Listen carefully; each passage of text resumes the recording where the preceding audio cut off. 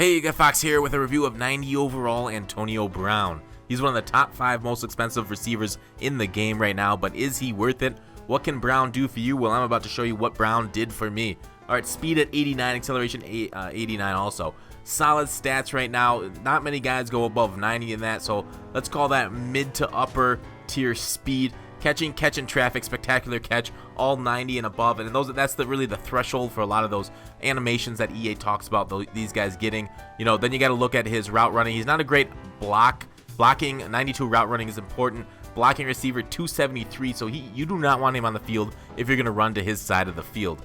Like I said, field twice, so field. But all those great out routes, though, Antonio Brown, I use him as slot receiver. It's really where he excels at. His strength isn't in going down the field and catching spectacular catches. He's not tall. His spec catch at 90 can do it, but in Madden 17, obviously that's not a great thing this year. It's the quick out routes, those cutting things, those drags, those little things across the middle that you need somebody, a reliable target to catch in traffic. Like, I always felt confident when I was throwing it to Antonio Brown, you know, except for, like, you know, spec catch reasons. I always felt confident that he'd come down with it and take a hit and be able to hold on to the ball for me. Like, he didn't really drop. He dropped, you know, a couple. Maybe we got flipped or hit by a couple guys while he's wide in the air over the middle of the field. But, you know, agility, he really moves well and he sticks. Like, look at these run plays. I mean, he's able to fit through those holes very nicely. I mean, that has to go along with his carrier vision at 91. That be able to go. So, like, if you do that little wide receiver quick run like I do, then he is pretty good for it. He's got good speed. Here's a spec catch, but of course, you know, in Madden 16 that might have been caught with that dual animation type deal. In 17 that's just not the case because they toned it down so dramatically. But there he is off the edge getting the touchdown. Again, you know, really good sprint speed off the edge if you do use this. Right across the middle, using his agility, his moves. I love everything about this card, you know, except, you know, obviously the height could be improved if you use some, like, high sideline passes, some catch, like some wheel route type stuff out of your wide receivers. He isn't going to be amazing for that. You'd want somebody like 6'4", 6'5" to do something like that. But you do see a lot of runs from him because I'm trying to show off his agility, and I did like that run quite a bit. It's kind of like a stretch by another means. There he kind of got out jumped on a bad outward pass, a bad throw by me. It shows that he can be intercepted over the top of, but his jumping at 82 is really pretty terrible. Like, do I think he's worth the price for $300K for his stats right now? I do not think. I think just because the rareness of these base cards is the reason why he's so pricey. Like, the lack of supply on 90 overall base cards. Same with Aaron Donald or something. Like, there's crazy prices, dramatically crazy prices. There he is taking a hit after receiving the ball, holding onto it, just like real life. Great across the middle, kind of taking those hits. And he does fall forward a little bit there. But I don't know.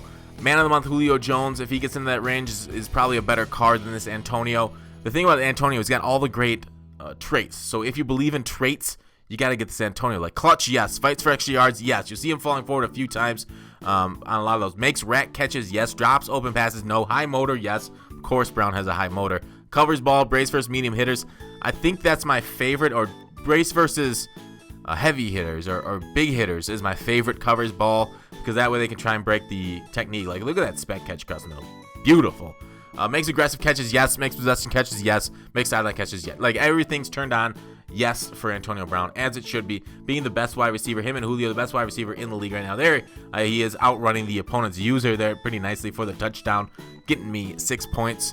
But you can use him on kick return too, his 90 kick returner, but I hate having my wide receivers fatigued on the first drive, so that's a pretty useless stat in my opinion. Yes, you can use it if you really feel like it, if you got like a stable of other wide receivers that you want to use.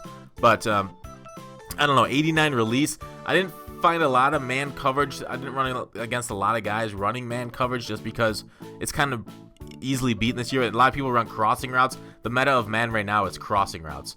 There he is on the sideline, but not picking up the first down. So, like, crossing routes beat man coverage, but they go behind zone coverage just like that.